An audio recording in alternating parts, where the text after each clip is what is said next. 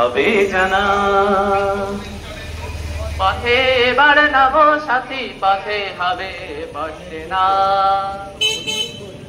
জনস্রোতে নানান মতে মনোরথের ঠিকানা। হবে চেনা, হবে জানা।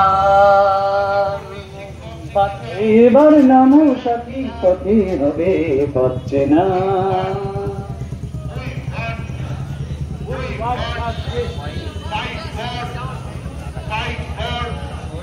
শিক্ষক শিক্ষিকা এবং শিক্ষাকর্মীদের আস্তর,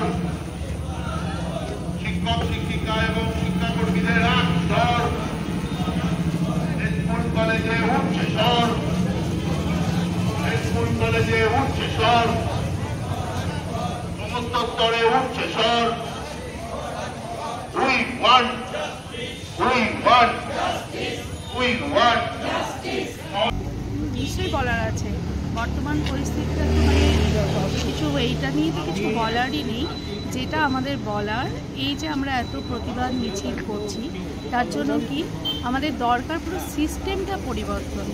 এই সিস্টেমটা পুরোপুরি পরিবর্তন না হলে এর কোনো সমাধান আমার কাছে নেই মনে হচ্ছে। ঠিক আছে,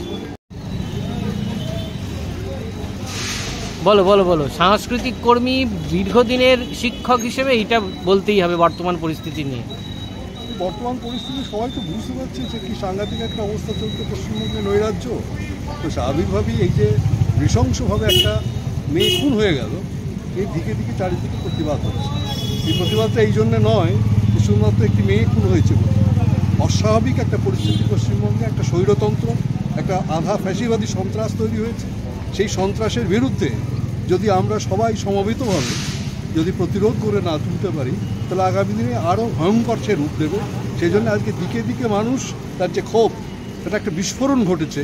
আগামী দিনে এই বিস্ফোরণকে আমাদের আরও এগিয়ে নিয়ে যেতে হবে। যদি একটা সুস্থ সমাজ গড়ে তোলার জন্য যে সংগ্রাম, সেই সংগ্রামে যদি আমাদের সাফল্য লাভ করতে হয়, তাহলে সংস্কৃতি কর্মী, শিক্ষক, সর্বস্তরের মানুষ, তাদেরকে এই সচেতনতায় পৌঁছতে হবে যে আমাদের জন্য একটি সুস্থ স্বাভাবিক জীবন চাই, সুস্থ স্বাভাবিক একটা সমাজ চাই।